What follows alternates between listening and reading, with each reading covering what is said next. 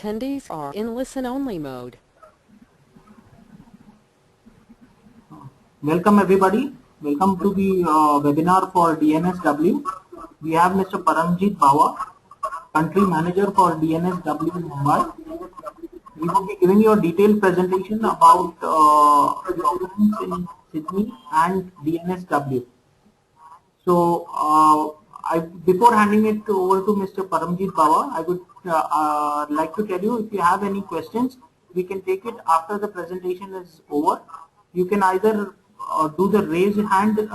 You can use the raise hand option, or you can type in the questions and send it to me, and then we can have it answered by Mr. Paramjit Bawa. Over to you, Mr. Paramjit Bawa. Thank you. Hello everyone, good afternoon. My name is Paramjit. I'd like to thank you for taking some time out from your schedules to join this webinar, and I hope that it will be very beneficial for you in terms of understanding the destination and some of the things that you can offer to your clients if they decide to go there. So I always start by asking people in a seminar what the capital that comes is Canberra, and technically on paper Canberra is the right answer, but if you really look at it in spirit, Sydney is actually the capital of Australia, because Sydney is the biggest city of Australia in terms of its commercial importance, in terms of tourism potential, in terms of population, in terms of industry and business representation. In many aspects, Sydney is the capital of Australia, the true capital of Australia.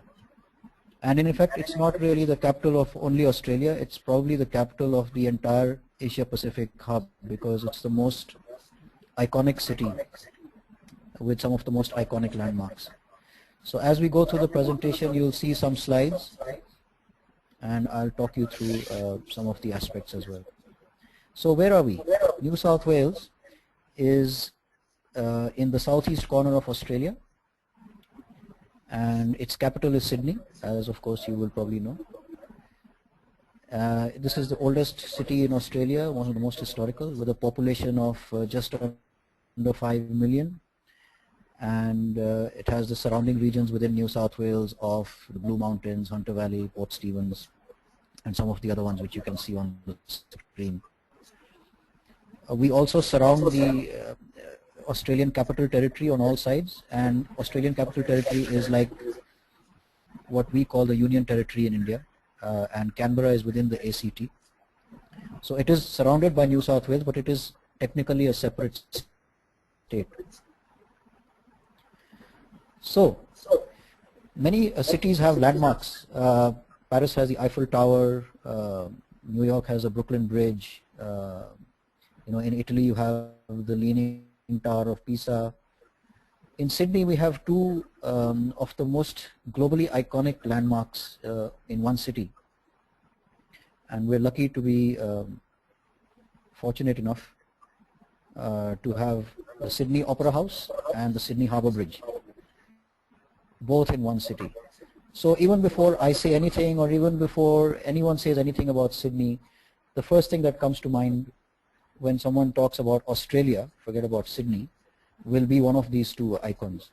You might think of a kangaroo or a koala bear, but in terms of structures, these are the first two that will come to your mind, and both of them are in Sydney. Both of them are World Heritage Sites.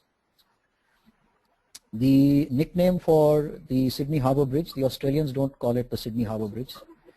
You'll be interested to note that they call it the coat hanger, because from a distance it looks like a coat hanger with all its steel rods and turrets.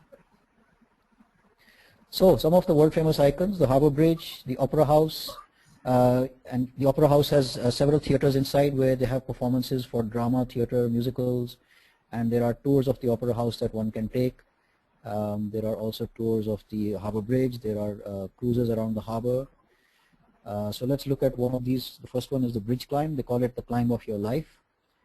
There are two types of climbs. There is the longer one at 3.5 hours, and the express climb takes 2.5 hours.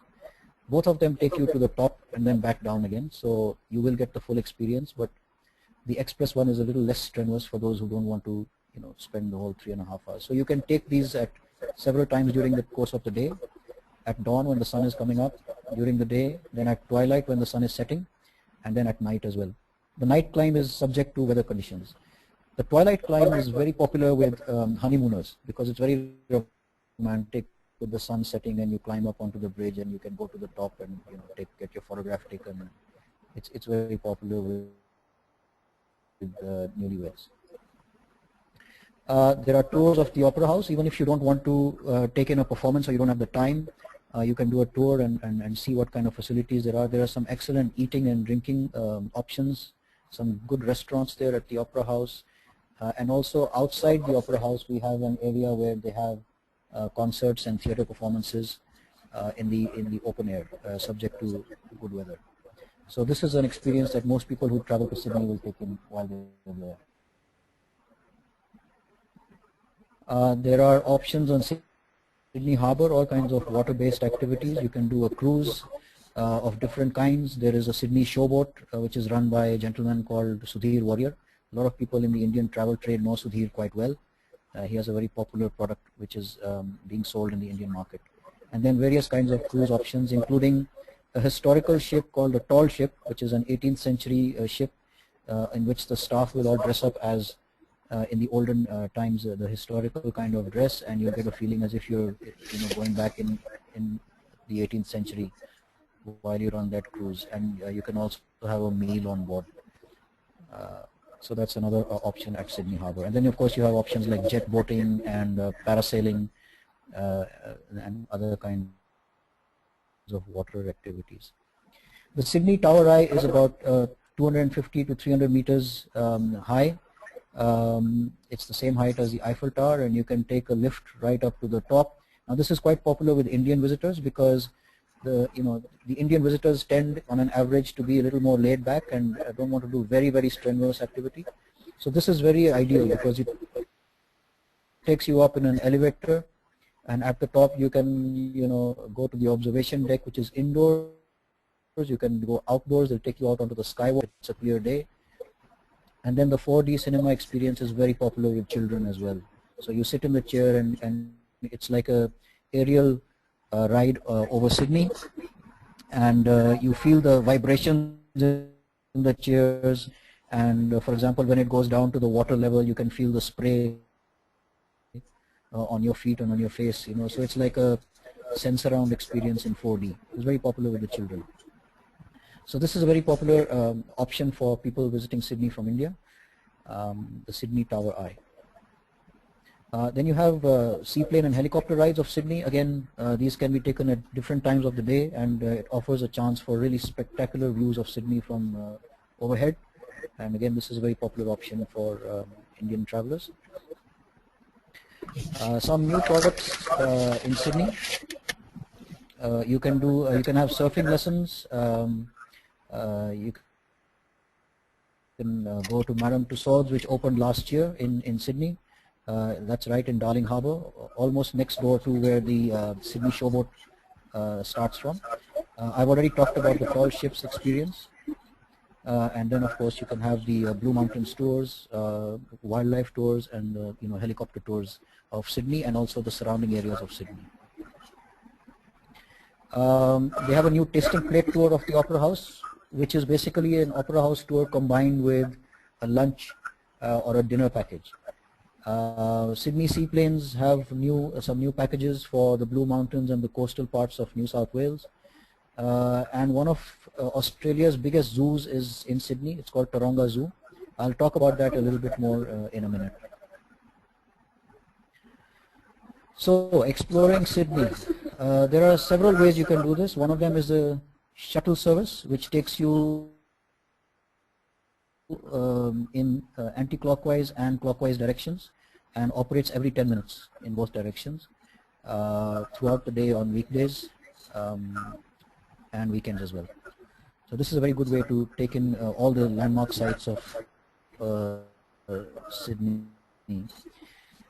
The Sydney Explorer is even better option because it's wherever it stops you can get off and see the area around, and then you can come back to the bus stop and then take the next Sydney Explorer which will be coming, and then continue your tour. So you can pause your tour wherever you want to and explore the area around and then get back onto the next bus.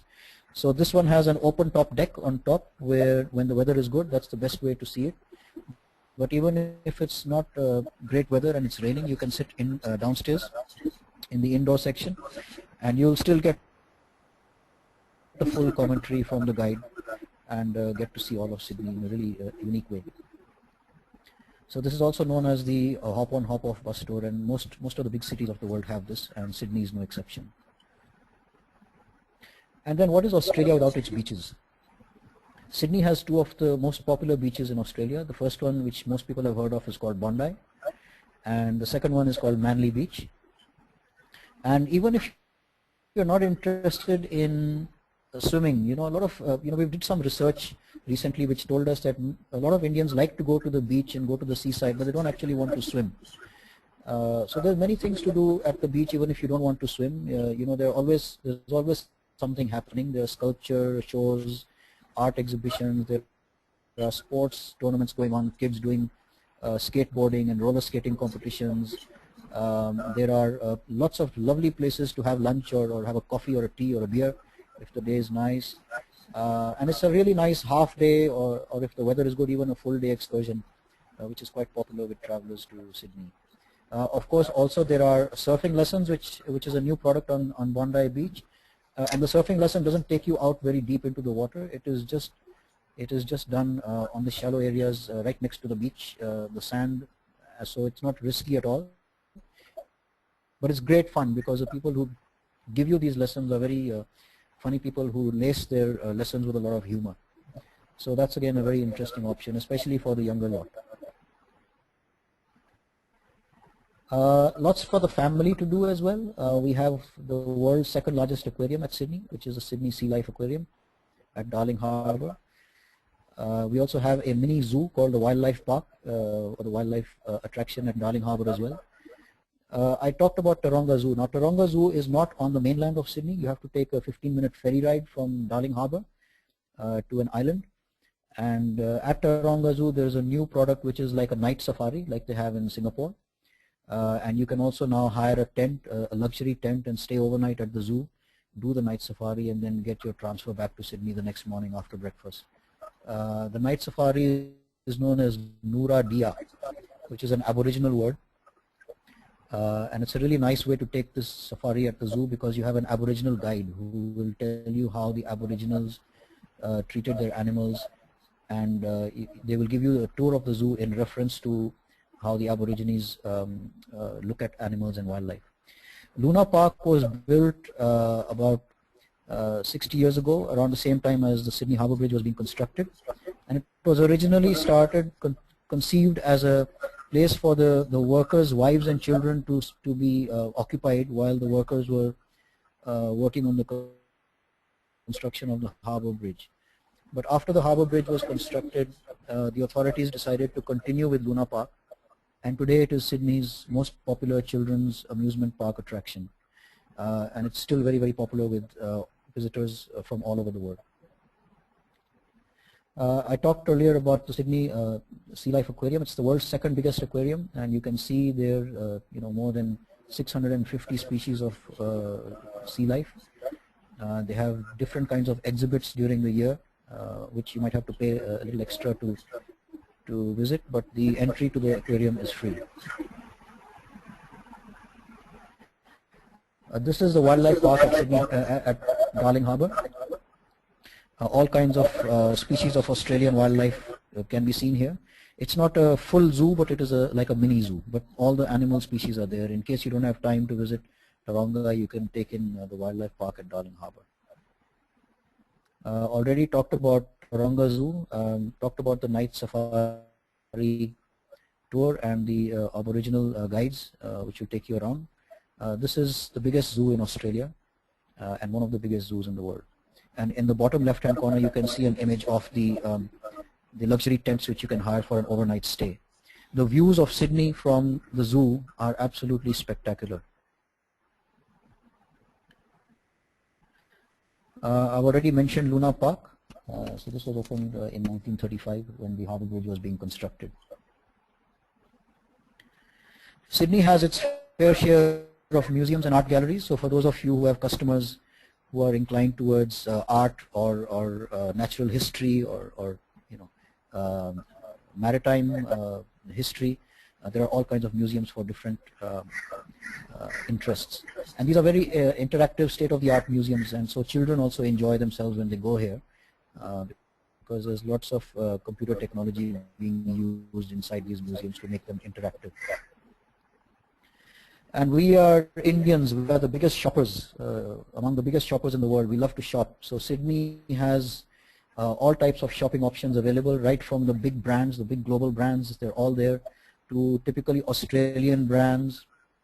And then of course you have flea markets and pavement markets where you can do a lot of bargaining. We are, again, as Indians, we love to bargain, we love to haggle and negotiate. So you can do that at the flea markets. And of course, for those who want to look at nightlife options, there's a lot of options in Sydney for nightlife. All kinds of most happening and hippest bars, restaurants, cafes, lounges, and of course we have Sydney's biggest casino at the Star Hotel right on Darling Harbour. So there are options apart from the hop-on, hop-off bus tour. There are other options to explore Sydney. You can explore Sydney on a Harley Davidson. You're not usually allowed to ride it yourself, but they have very experienced riders who will take you around and be also your guides. This tour can take anywhere from half an hour to an hour, depending on how much time you have and how much you're willing to pay. So there are different options, but you will get to see Sydney in style. And if you're not happy just with a Harley Davidson, your customer wants something more personalized or something more special, you can also take Rolls-Royce tours or Jaguar tours of Sydney. Darling Harbour is Sydney's biggest harbour, but it's not just a place for ships to dock. It's an entertainment centre in itself. It has all kinds of restaurants and cafes. It's got museums. It's got cinemas. It's got water sports activities. So it's much more than just a harbour. It is, you can call it as harbour-side entertainment, all in one. One of the biggest and most popular hotels in Sydney, the Star, is on Darling Harbour. But there are other options as well. You have the Novotel and many other hotel options as well.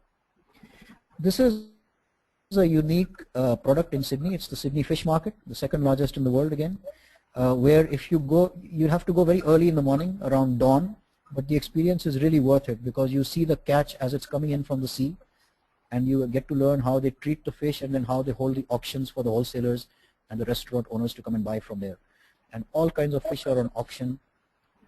And you can not only just see the auctions and see how the fish are treated, but you can also eat because there are some fantastic restaurants as part of the Sydney Fish Market. But the only thing about this is you have to get there really early in the morning to experience it in its full form. And then of course there is the famous SCG. Sydney has two of the most famous cricket grounds in the world, the Melbourne Cricket Ground MCG and of course the one at Sydney. And you can do a tour of the Sydney Cricket Ground. They will take you into the dressing rooms. They will take you onto the pitch. You may not be allowed to get onto the wicket if it's during the season because they play their first class and test and one-day international matches there. But you will be taken onto the ground, and also if you have a group that want to take in a practice session at the nets, those kind of things can also be arranged at the SCG. The SCG is not just a cricket ground, it is like a full sports complex, so you also have lawn tennis there and you have other kinds of sports as well within the complex grounds. So you can do a full tour, which is very interesting. Australia in general is very popular with honeymooners, and Sydney is no exception. There are a lot of options for romantic getaways and for honeymooners to experience. You can have romantic dinners on the waterfront. You can do a sailing experience on a yacht, a private yacht. You can climb the harbour bridge, as I mentioned, at twilight. You can get onto the Sydney tall ships and experience a climb up the mast. of the tall ship. So these are some of the popular options with honeymooners, and of course you can also hire a chauffeured limousine to take you around Sydney, like a private car. So I talked about Jaguar and Rolls-Royce tours of Sydney. You can also do boutique shopping tours with personalized shopping consultants. This is for your upmarket clients, your luxury clients. And then of course your Ferrari drive tours can take you through the city or even outside Sydney into New South Wales for overnight trips. So imagine this is a really luxury way of experiencing Sydney and its surrounds, and people will stop what they're doing when you pass by just to have a look at you going past in style. Hotel option in Sydney, I talked about the Star Hotel, but they also have a fairly new annexure called the Darling, which is a boutique hotel. Fewer rooms, but very, very state-of-the-art, very 22nd century, really contemporary hotel. Everything is controlled through little tablets that they give you when you check in. And on the ground floor of the Darling, they have some of Sydney's best restaurants, which are run and owned by some of the world's most famous chefs. So it's a really good experience, and it's right next door to the Star. Our own Taj Group have their hotel in Sydney. It's called the Blue, in an area of Sydney called Woolloomooloo, which is quite central in the city, and it's on a wharf next to the seafront. This is one of the most popular 5-star hotels in Sydney. The best hotel that many people say in Sydney is the Park Hyatt, which is ultra 5-star, and they've just completed a big money refurbishment, and the hotel is looking absolutely beautiful now. This is one of the most upmarket hotels in one of the best parts of Sydney called the Rocks. So that was a brief picture of Sydney. Now let's look at some of the stuff you can do around Sydney. Now the interesting thing about New South Wales is that none of the interesting areas outside of Sydney are very far away. As you can see from this slide, nothing is more than 3 hours away. Blue Mountains, Hunter Valley, 2.5 to 3 hours. Port Stephens is 3 hours. Central Coast is just to the north of Sydney, just 1.5 hours away by road. And then of course towards the south you have Wollongong and the Southern Highlands. Now I must tell you that not a lot of people in the Indian travel trade are selling areas to the south of Sydney. So if you're able to push areas like Wollongong and Nowra, you will be having something different and something sort of unique to offer to your clients. So I'm just going to come back to this slide in a little bit. These are some of the new attractions in Sydney, in New South Wales. But before that, let's look at specifically the Blue Mountains. This is just 2 hours from Sydney, and this is quite popular with Indians. A lot of the travel trade in India are selling Blue Mountain as experiences as day trips. We always recommend that the Blue Mountains should be done as an overnighter, because then you can actually get to see the various attractions in the right way with the right amount of time. So the Scenic World attraction at Blue Mountains is the main attraction from where you can get great views of the Blue Mountains, and you have different ways of experiencing it. You can do a cable car trip, you can do a skyway trip, and then there is a walkway which you can reach through the world's steepest railway. This railway ride is almost at a 90-degree angle, and you have to be strapped into your seat to go down into the forest area, and the walkway is actually down in the forest area. You can take a trip and see the flora and fauna of the area, and then take the train back up or take the cableway back up to the main attraction, which is from where you get the views of the mountains. This is a very popular attraction with Indian visitors as well. You can do trolley tours of the Blue Mountains or Segway tours. These are very interesting and different ways to see the Blue Mountain experiences and attractions. And then of course, if you stay overnight in the Blue Mountains, then you will be able to take in some of these other experiences. So for example, the Jenolan Caves, which are the world's oldest open caves. And then if you are more adventure oriented, you can take in some adventure activities like mountain biking or abseiling or rock climbing as well. So this is an area of great natural beauty, and it's very much loved and preferred by people who like the outdoors.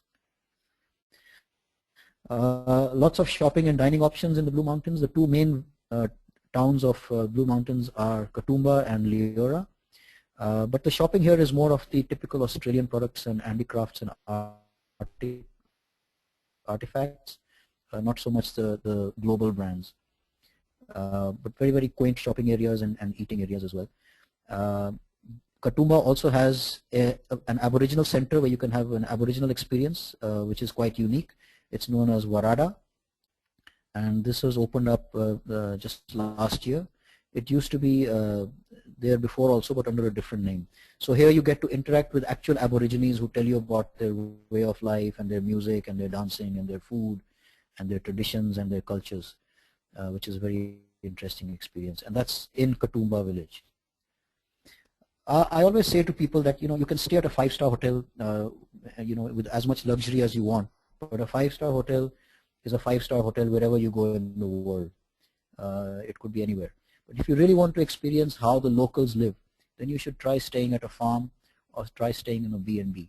And these are really, really unique Australian experiences and usually quite cost effective as well. So this is one of the really good ways to experience the destination where you're traveling, and you can live the way that the locals live, eat what they eat, which is made from their kitchen. Interesting. If you're interested to learn about the place where you've been. But of course, the conventional hotel options are there, of course, in all categories. You have really high-end stuff like the Wolgan Valley Resort, which is owned by Emirates Airlines. You have Lilienfels in the Blue Mountains. You have 4- and 5-star hotels. You have service apartments. And of course, bed and breakfast options are also there, as I just mentioned. Right, so now let's move to the Hunter Valley. Now, just going back a few slides to show you where the Hunter Valley is. If you look at this slide, you can see the Blue Mountains to the left of Sydney, and valley is. To get to the Hunter Valley by road takes between 2.5 to 3 hours, so it's not very far at all. And you can, technically you can do this as a day trip, but we again would suggest very strongly that if you've got customers willing to go that far, then they should take in at least an overnighter either in the Blue Mountains or in the Hunter Valley. And I'll tell you how, in a few minutes I'll tell you how this can be done with other options apart from going by road as well. So just coming back to the Hunter Valley. So this is New South Wales' main wine producing region. So for those of you who have clients who are interested in wine, this is a must visit place to go. But the Hunter Valley is not just about wine. The Hunter Valley, someone once said to me, and I like to quote this, the Hunter Valley is Sydney's playground. Sydney's playground. So this means that if you have customers who want to get out of the city and do something in the countryside, away from the noise and the hustle and the bustle, then the Hunter Valley has a lot to offer. So for example, you have the Hunter Valley Gardens. This is such a large area of gardens that you can't cover all of it on foot. So they take you around it in a little train. And the gardens are divided into different kinds of themes and areas. So you have an Indian theme garden, you have a storybook garden, you have Japanese gardens. And from this slide, you get an idea of the different kinds of sections in the Hunter Valley Gardens that you have. And you can also go there in the evenings when they light up the gardens in very colorful lighting, and it looks really beautiful. So the evening experience is as interesting as the daytime experience as well. You have lots of quaint shops. The Hunter Valley, apart from wine, is also known for chocolates. It's also known for cheese, and it's also got a couple of very interesting brewery visits for beer. So it's much more than just wine. Of course, but wine is the most popular product in the Hunter Valley, and we have some of Australia's best wines coming out of this region. But some of the other things you can do is, for example, hot air ballooning, which is, depending upon the weather, will start quite early, say as early as 5 o'clock in the morning, but it's an absolutely spectacular way to see the region. And then other Hunter Valley experiences, you can do golfing, you can do archery, you can do horse riding, you have fitness schools, you have cooking schools, wine theaters, there's a couple of great golf courses up here in the Hunter Valley. So it's an all-round experience, and it's not just about wine, as I said. As usual, all kinds of accommodation options are available, 3 and 4 and 5 stars. You've got resorts, you've got bed and breakfast options as well, so all kinds of accommodation options depending on your budget and how much you want to spend. Right, let's come down a little south from Hunter Valley. The Central Coast is between Sydney and the Hunter Valley, and it's just an hour's drive away from here. And it is the pelican capital of Australia. So you have the pelicans here, which you can get up close and personal with. It's an area of great, beautiful natural beauty, and lots of outdoor kind of adventure tourism options available here, as you can see from this slide. Quad biking, kayaking, abseiling, mountain biking, and options such as those are all available in the Central Coast. I already talked about the Central Coast pelican capital of Australia. So this is something which is quite popular with people because the pelicans are very interesting animals, interesting birds. When they see people standing there in groups, they try and entertain them. So they'll start behaving in funny ways and trying to do funny things to keep them entertained. They're really quite interesting birds. And these pelicans can be fed as well. So this is all free. There's no cost for it, and it's a very popular tourist attraction. Just moving to the next slide. Australia's biggest reptile park is also in the Central Coast, and this is, although it's a reptile park, it's more like a zoo because it not only has the reptiles, but it also has the normal 4-footed and 3-footed animals as well. And the interesting thing about the reptile park is that the animals which are not dangerous, like the kangaroos and the koalas, they're all around you. They're not in cages. So you can actually be standing there and a kangaroo will hop across and past you. You'll get an ostrich moving across from you, and you can reach out and pat them and feed them as well. So it's a very interactive kind of zoo. And of course all the dangerous reptiles, etc., are all under their enclosures and in their cages, but you have lots of guides and lots of officials at the reptile park who will let you experience these animals up close and personal in a very controlled environment. So there's never any risk to any of the children or anybody there, even though the animals are more or less free and walking around. So it's a very, very popular attraction with tourists. You also have a treetop adventure park for children, which is very popular, especially with children, but also for adults. We have different kinds of activities. And then, of course, your usual full range of accommodation options as well. 3, 4, and 5-star hotels, service apartments, and high-end resorts as well. Now let's move to Port Stephens. Now Port Stephens again is a very popular destination for Indian visitors. A lot of the travel trade does Sydney, Blue Mountains, and Port Stephens. And again, a lot of people do Port Stephens as a day trip. But it becomes a little tiring for the customers because you leave Sydney very early in the morning, you take in the Blue Mountains and then go to Port Stephens and come back. By the time you come back, it's late and you're very tired. So it's always best to try and make the itinerary a bit flexible and take in an overnighter, as I mentioned earlier, either in the Blue Mountains or in Hunter Valley, or you can do an overnighter at Port Stephens as well. So this is known as the dolphin capital of Australia, and it's just about 2.5 to 3 hours drive from Sydney by road.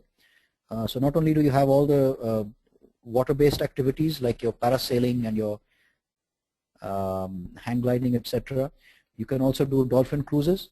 And one of the innovations that we have at Port Stephens is called boom netting. With boom netting, you sit in a net and they'll lower you down to the surface of the water. So you are actually swimming right next to the dolphins. And the dolphins, again, like pelicans, are very interesting animals because when they see people next to them, they try and come up and play with them.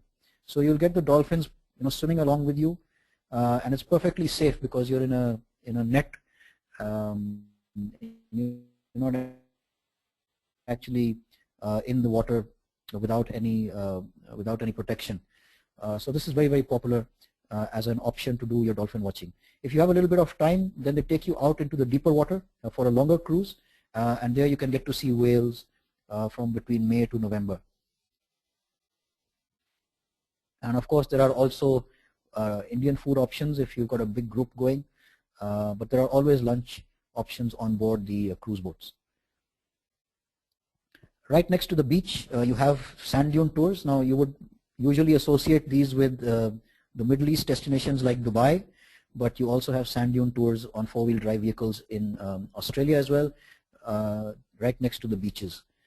You can do tobogganing on sandboards. You can do drive-bys in four-wheel drive vehicles, and this is again a really fantastic, thrilling way to experience something beyond just the normal beach of Port Stephens. I talked earlier about parasailing and water sports, so this is a really fantastic way for those who are more inclined towards adventurous activity. And you can also do skydiving from aeroplanes up in Port Stephens. Port Stephens also has an Australian Shark and Ray Center where you can get up close and personal with sharks and octopus and stingrays, etc. And of course, some of the best seafood in New South Wales you'll get at Port Stephens as well.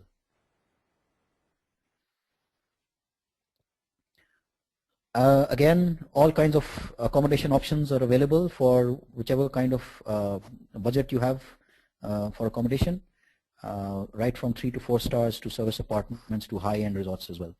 In the bottom left-hand corner is a new resort that's come up very recently at Port Stephens called the Oaks Pacific Blue.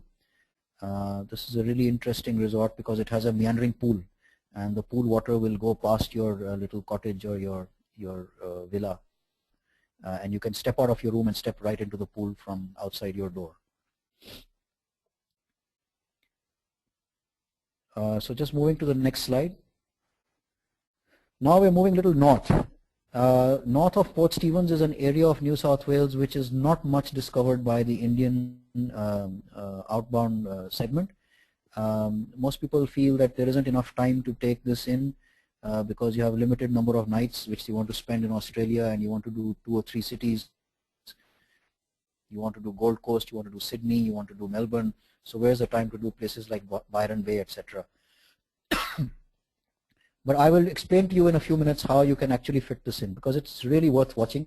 It's worth visiting.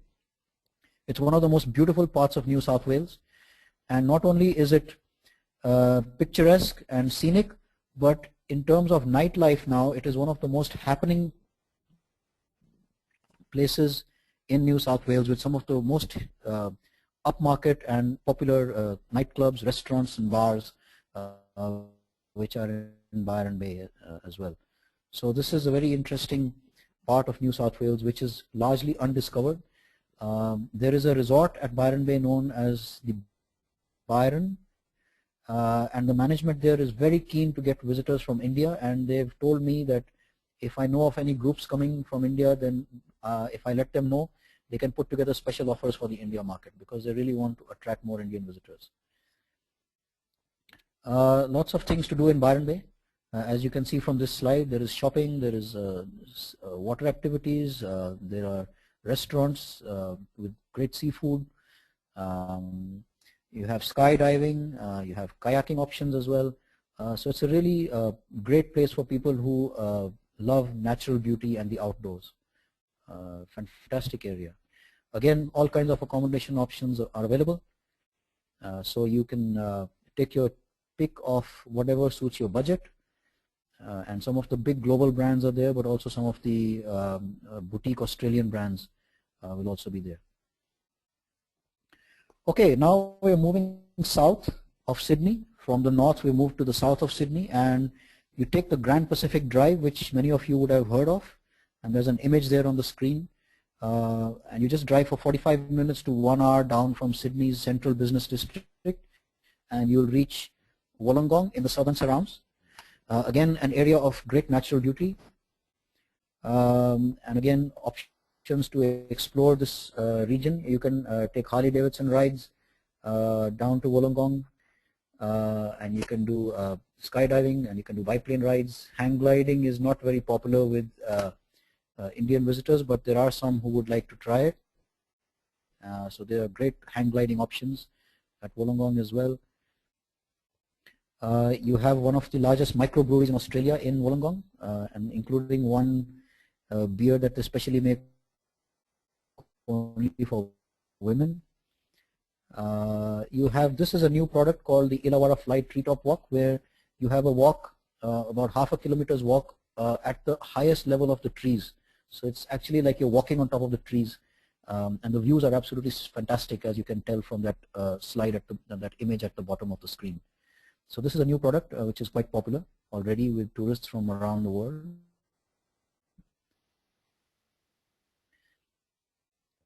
And then of course Jervis Bay in Wollongong. It has some of the clearest waters in Australia and some of the whitest sands in the world actually. There's a place called Hyams Beach where the sand is so white that when you walk on it, it squeaks. It's so clean and white that it squeaks under your feet. So really good options for dolphin watching, whale watching in Wollongong. And not many people know about this, but Sir Donald Bradman was born in a town called Bowral in Wollongong. And Bowral now has the world's biggest cricket museum, which is called the International Cricket Hall of Fame. And the interesting thing that people don't know is that all of this that I'm showing you now in Wollongong is just 1.5 hours drive away. So you can go down to from Sydney to Jervis Bay to Bowral, and Bowral back to Sydney, or you can come back from Bowral to Sydney via the Blue Mountains as well. And this can all be done as a day trip. And it's an option which not many people are aware about in just on the southern outskirts of Sydney. And if you want to stay overnight, again, no shortage of accommodation options. Very good accommodation options for all budgets are available in Wollongong. Some more accommodation options. The guest houses and the campsite accommodation options are very interesting because they're very different, not like the conventional hotels, but they have great luxury and great comfort and very clean and tidy. Good food options are also available in all of these. Many people think that New Zealand is the best self-drive destination in the Asia Pacific region, but we have some fantastic self-drive options in New South Wales as well. And as a tourism board, we're always trying to promote self-drive options in New South Wales because all the conditions are perfect. The Indian driving license is valid. The driving is on the same side of the road as India. And everything is connected through GPRS, so it's very difficult to get lost. The roads are fantastic, the scenery and the views are brilliant. New South Wales is a really great self-drive destination. And hiring a car there is not really very expensive. You can get SUVs or you can get saloons at very, very economical rates and experience it as you drive. So you have the legendary Pacific Coast Drive from Sydney going north towards Brisbane. You have the Sydney-Melbourne Coastal Drive. You have the Blue Mountains Drive, which will take you through all the Blue Mountain areas. These are all fantastic self-drive options for your customers. Now let's take a quick look at how you can do some of these surrounding areas. Now there are two: Central Coast, Hunter Valley, Port Stephens. Now you can do this over Hunter Valley and then to Port Stephens and back. You can do Sydney to Central Coast and then to Port Stephens and back. There are so many options that you can customize your itinerary through. Now here is an interesting option which many people don't know. If you look on this slide, you will see, if you can see my pointer here, you will see a town called Newcastle right there.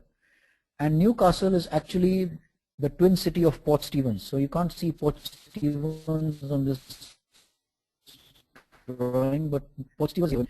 And Newcastle has an airport which is extremely well connected to all the major cities of Australia, including Brisbane, including Melbourne and Sydney.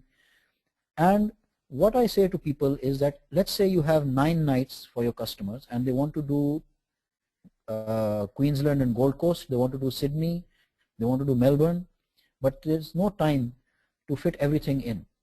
But I'm saying to you that if you structure the itinerary properly in the right way, then you can make the time. So instead of flying into Sydney or Melbourne, why don't you fly into Brisbane? Brisbane is well connected with India. I mean, Sydney and Melbourne are very well connected, but so is Brisbane. Fly into Brisbane, do your 2 or 3 nights up in Queensland, and then you can either drive down into New South Wales, or you can fly from Brisbane to Newcastle Airport. That flight is about 40 minutes duration, and it's not very expensive, so it doesn't add much to the itinerary cost.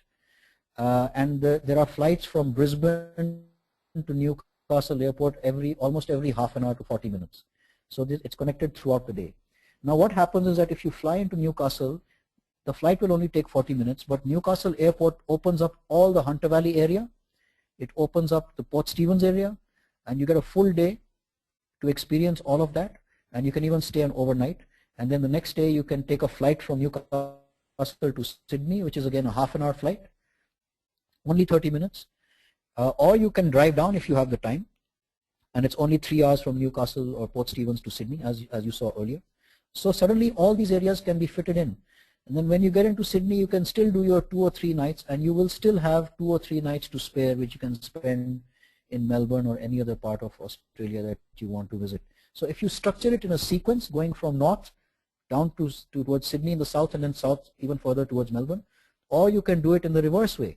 You start your trip in Melbourne, do your Melbourne and Victoria 2 or 3 nights, whatever you want to do, then come into Sydney.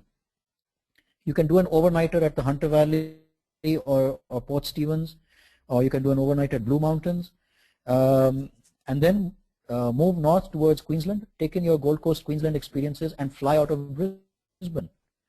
So if you sequence your trip properly for your customer, you can fit a lot of things into 9 nights, which earlier you would not have been able to do because you would be backtracking all the time. You fly into Sydney, you go north to Port Stephens, then you come back to Sydney, then you go to Blue Mountains, and then you come back. You know, if you keep backtracking, then none of these things can be fitted in. But if you sequence it properly, then you can fit all these in. And if you contact us, we can give you more options about how to structure your customers' itineraries in such a way that they can experience some of these other areas outside of Sydney with enough time and within their budget. So let's take a look at some sample itineraries. So this is a North Coast itinerary, which again, you can customize this over 4 days, or you can do it in 3 days, or you can do it in 5 days. That's the beauty of it. So the first day takes you from Sydney to the Hunter Valley. The second day you come down from Hunter Valley to Port Stephens.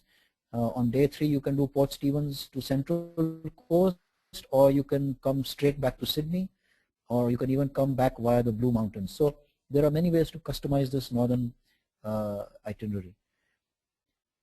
Another option is the southern one. So day 1 you come down from Sydney to Wollongong.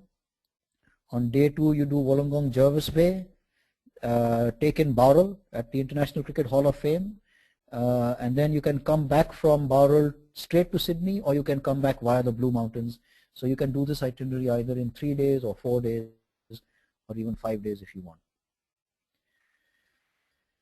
We are also New South Wales' official events agency. So throughout the year we own and run our own events, and many of you may not know this, but the New Year's Eve celebrations at Sydney Harbour Bridge on New Year's Eve, that is a Destination New South Wales event. We also have other events in May. For example, we have an event called Vivid, in which we light up the entire Opera House area and all the area around it with spectacular laser lights, and it's free. So if your clients are going to Sydney towards the end of May, they can just take a walk down to the Sydney Harbour and the Opera House area, and you'll get to see all these fantastic light installations for free. It's a really good experience.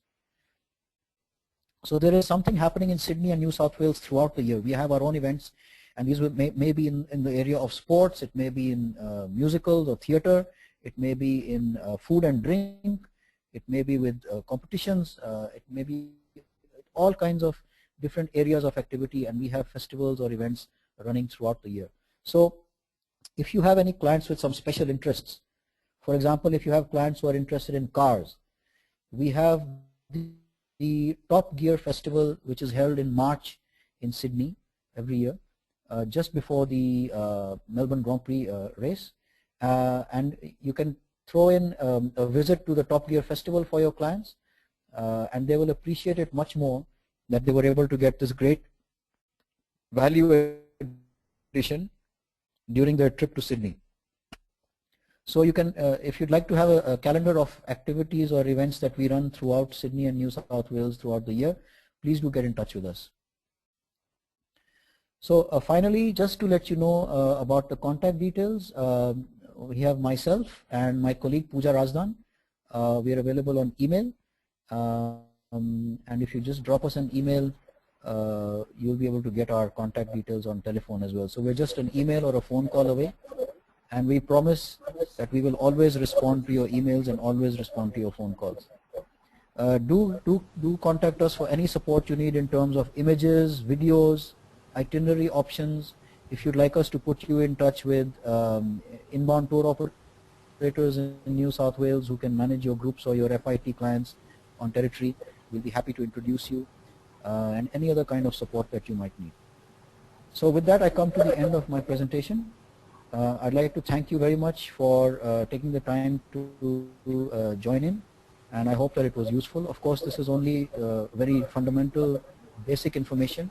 We can give you much more detailed support when you contact us. We are happy to come into your offices also to train your staff, and we do travel around India wherever you might be located.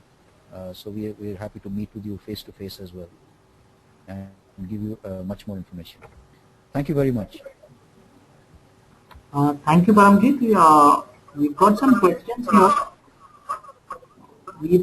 questions here. Yeah, sure.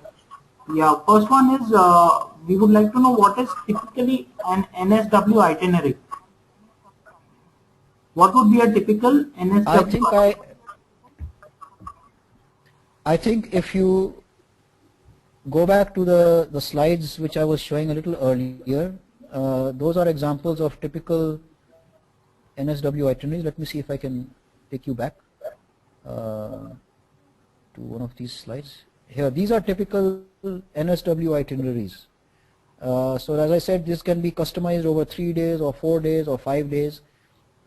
This one is to the north of Sydney, which takes in Hunter Valley, Port Stephens and some of these areas. Even Blue Mountains can be included in this.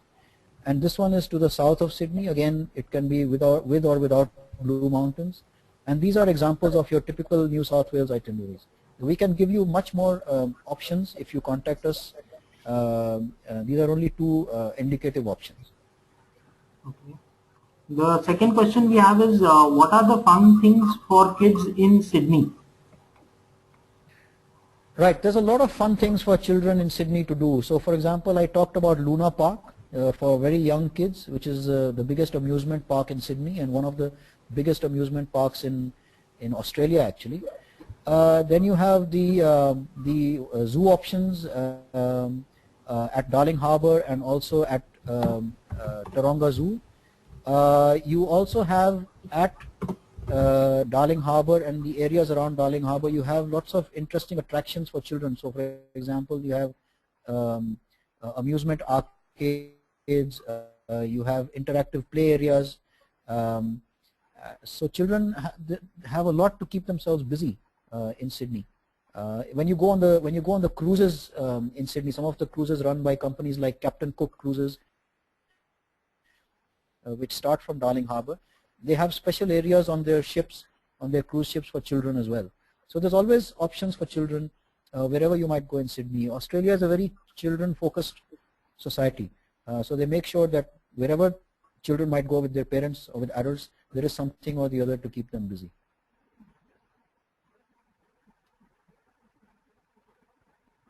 Okay, one more question we have is what is the ideal regional self-drive ideas?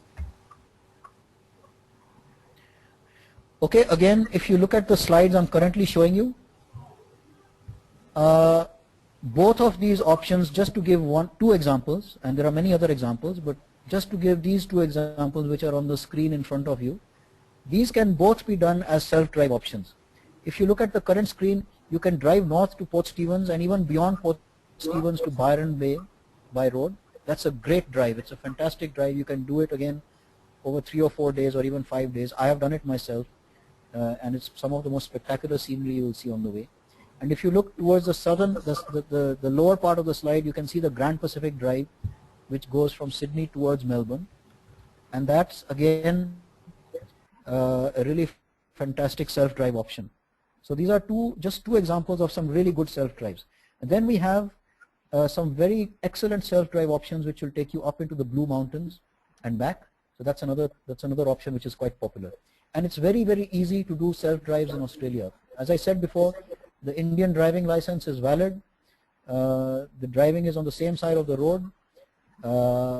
Every car, every self-drive vehicle, every hard car is fitted with GPRS.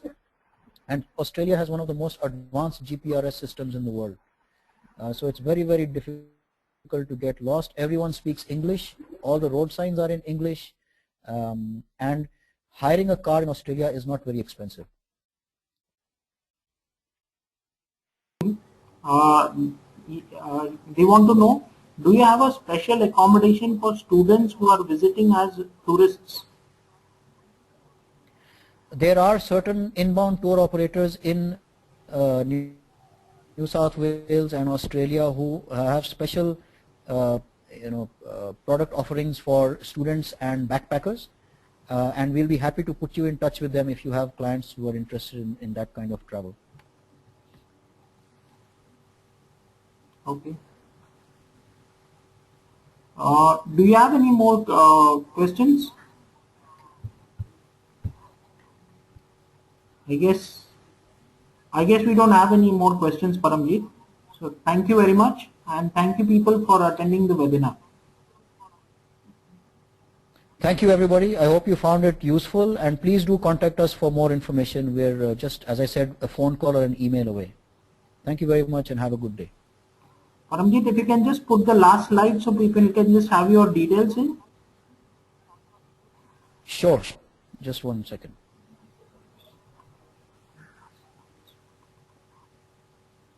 Here it is. Yeah.